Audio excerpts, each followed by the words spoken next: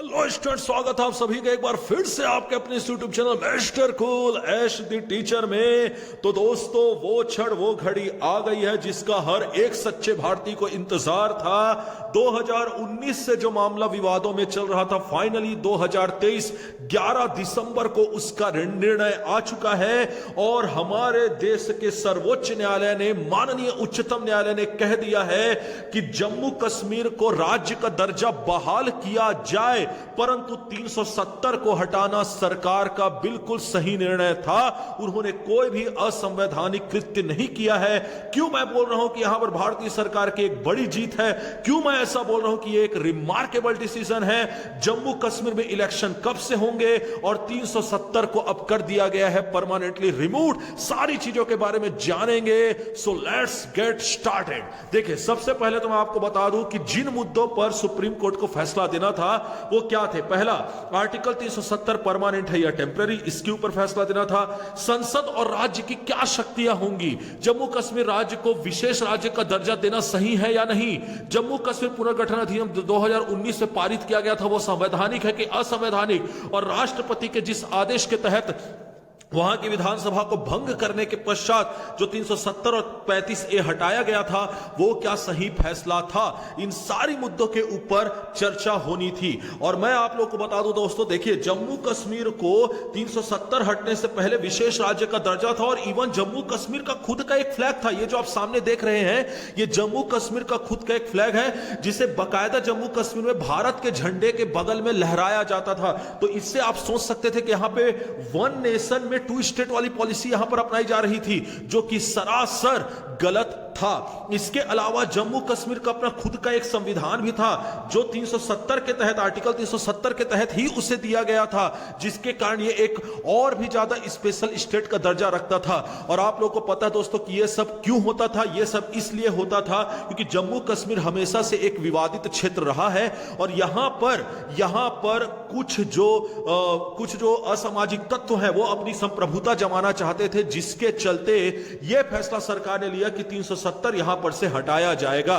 War की स्थिति के समय 370 और 35A को के तहत जम्मू कश्मीर को एक विशेष राज्य का दर्जा मिला था दोस्तों, लेकिन अब ना तो वो वॉर रहा और ना तो वो समय, इसलिए सरकार ने 2019 में 370 को हटा दिया था। इसके अलावा मैं थोड़ा सा आपको बैकग्राउंड बता देता हूं कि क्या बैकग्राउंड है जो आपको समझना जरूरी है। देखिए, 5 अगस्त 2019 को जम्मू कश्मीर से जुड़ा जो आर्टिकल 370 है उसको खत्म कर दिया गया और यहीं से विवाद की क्या होती है, शुरुआत होती है। इसके अलावा IAS शाह फैसल समेत, याद रखेगा, एक पूर्व IAS शाह फैसल, उनके समेत 2 दर्जन, याद रखेगा, कुल मिलाकर 23 लोगों ने याचिकाएं लगाई कि भाई जो 370 को खत्म किया गया वो पूरी तरीके से असंवैधानिक है, 370 को जम्मू कश्मीर में फिर से वापस लाया जाए। इसके बाद फिर क्या होता है कि मार्च 2020 में 5 जजों की संविधान पीठ बैठती। देखिए दोस्तों, आप लोगों को मैं एक बात बता दूं, आर्टिकल 145(3) संविधान का बोलता है कि यदि आपको संविधान में किसी प्रकार का कोई भी परिवर्तन करना है तो उसके लिए आपको संवैधानिक पीठ का गठन करना पड़ेगा, जिसमें कम से कम 5 वरिष्ठ न्यायाधीश सुप्रीम कोर्ट के या उच्चतम न्यायालय के रहेंगे। तो इसी के तहत मार्च 2020 में 5 जजों की संवैधानिक पीठ ने केंद्र के फैसले की संवैधानिक वैधता को चुनौती देने वाली याचिकाओं को 7 न्यायाधीशों की बड़ी पीठ के पास भेजने से इंकार कर दिया। उन्होंने बोला कि नहीं, 5 लोगों की बेंच ही इसका क्या करेगी, सुनवाई करेगी। इसके बाद फिर क्या होता है कि अक्टूबर 2020 से सुप्रीम कोर्ट में आर्टिकल 370 खत्म करने के राष्ट्रपति के आदेश को चुनौती देने वाली जो याचिका थी उसके ऊपर लगातार सुनवाई हो रही थी। 14 दिसंबर 2022 को जो हमारे वर्तमान CJI है DY चंद्रचूड़ और जो न्यायमूर्ति PS नरसिम्हा की पीठ ने एक बार फिर से इसे 5 जजों की पीठ बनाकर सुनवाई की बात कही और 11 जुलाई 2023 से DY चंद्रचूड़ ने 2 अगस्त से 5 जजों की पीठ के सामने रेगुलर बेसिस पर इस मामले की सुनवाई की। याद रखिएगा, 11 जुलाई 2023 को इस मामले को संज्ञान में लिया गया और 2 अगस्त से इस पर लगातार सुनवाई चल रही थी। अब मैं आप लोग को यह बता देता हूं कि 5 सितंबर को इसके ऊपर निर्णय ले लिया गया था और इसको कॉन्फिडेंशियल रखा गया था और फाइनली कल 11 दिसंबर को हमारे सामने यह बोल दिया गया सुप्रीम कोर्ट के द्वारा कि सरकार ने जो 370 हटाने का फैसला लिया है वो पूर्ण तरीके से संवैधानिक है। यह देखिए, यहां पर मैं आप लोग को याचिकाओं की लिस्ट बता देता हूं। जो 23 याचिकाएं लगी हुई थी वो किन किन लोगों ने लगाया था ये यहां पर नाम है, अगर आप चाहे तो आप इस स्क्रीनशॉट लेकर के रख सकते हैं। हालांकि ये नाम इतने नहीं पूछे जाएंगे, परंतु आपको यह जरूर याद रखना कि कितनी याचिकाएं लगी थी 370 हटाने के खिलाफ, तो आपका आंसर होगा 23।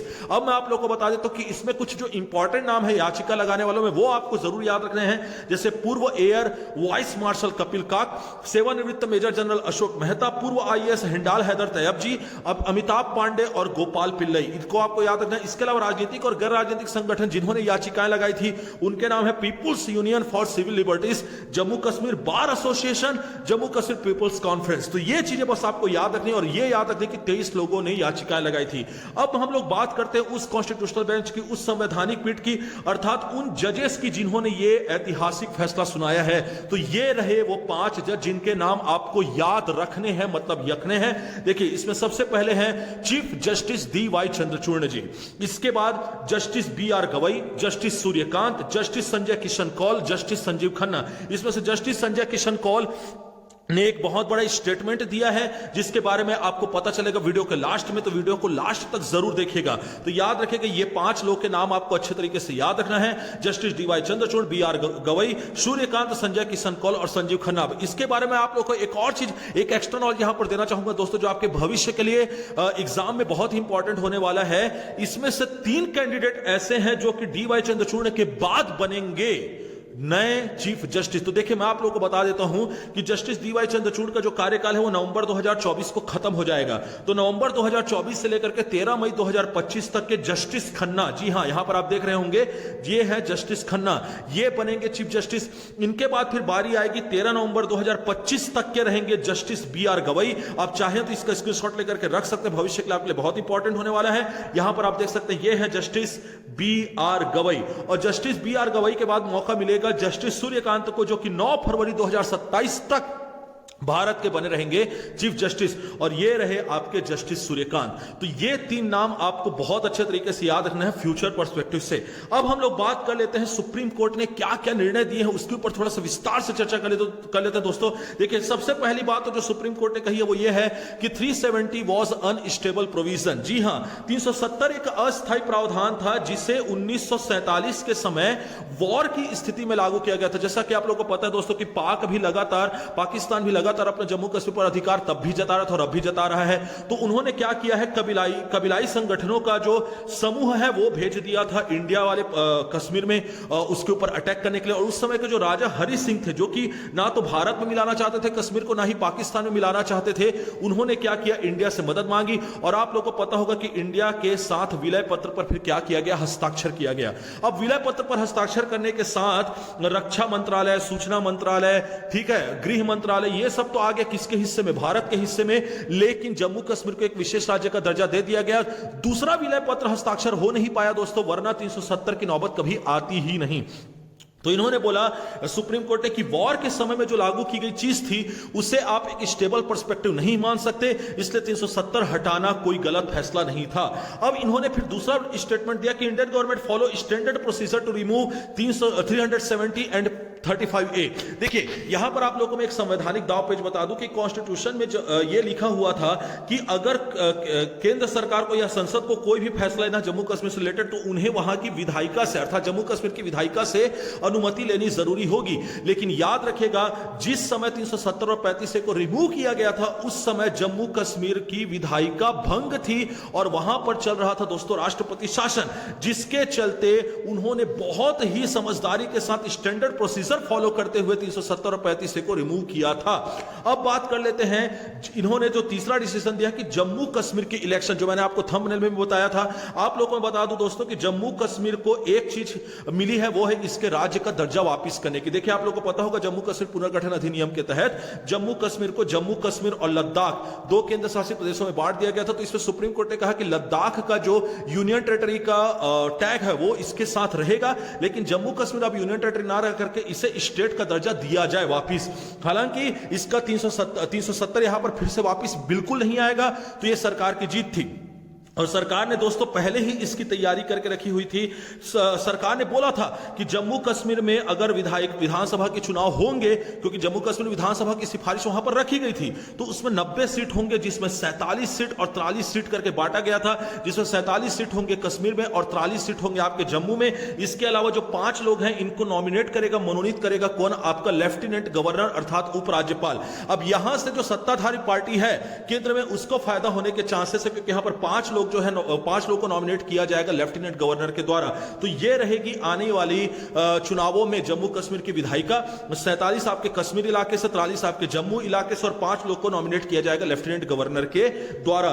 और यहां पर क्लियर कर दिया है सुप्रीम कोर्ट ने कि 30 सितंबर 2024 के पहले तक या इस समय तक वहां चुनाव हो जाना चाहिए। ये यहां पर आप देख सकते हैं कि यहां पर सुप्रीम कोर्ट ने फैसले के बाद इन चीजों को कहा है। तो इसमें जो लोग हैं वो ये बोल रहे हैं कि यहां पर सुरक्षा जो है वो सबसे बड़ी चुनौती रहेगी। इसका जो पीडीएफ मैं आपको शेयर कर दूंगा, इसमें आपको मेंस में लिखने के लिए बहुत इंपॉर्टेंट रहेगा कि कैसे जो चुनाव है वो आपका सुरक्षा के दायरे में हो पाएगा या नहीं हो पाएगा जम्मू कश्मीर में। इसके ऊपर अगर आपको ये आर्टिकल लिखना तो बहुत इंपॉर्टेंट आर्टिकल है।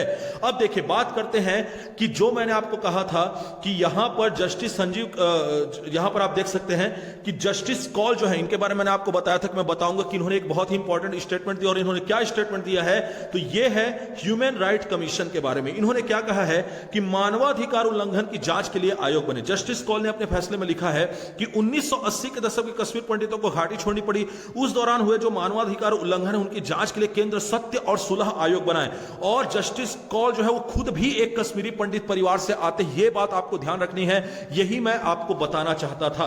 तो याद रखेगा कि अभी तक के हमने जो समझा है उसका सिनारियो ये रहा कि विलय के साथ ही खत्म हो गई है जम्मू कश्मीर की संप्रभुता। अब जम्मू कश्मीर भारत का एक अहम पार्ट है।